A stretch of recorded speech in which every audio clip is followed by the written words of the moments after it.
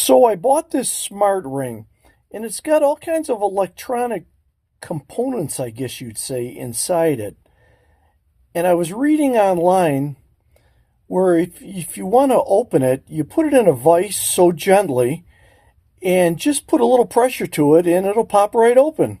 So let's see.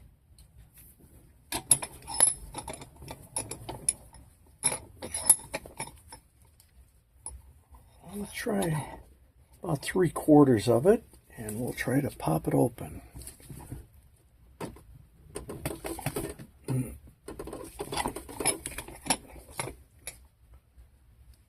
Nope, that didn't work. Let's try it this way.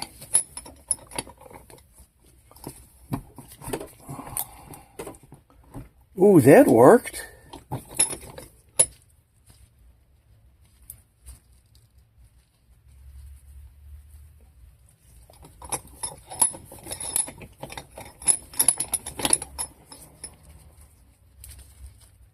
Oh boy. I guess that won't fit on my finger anymore.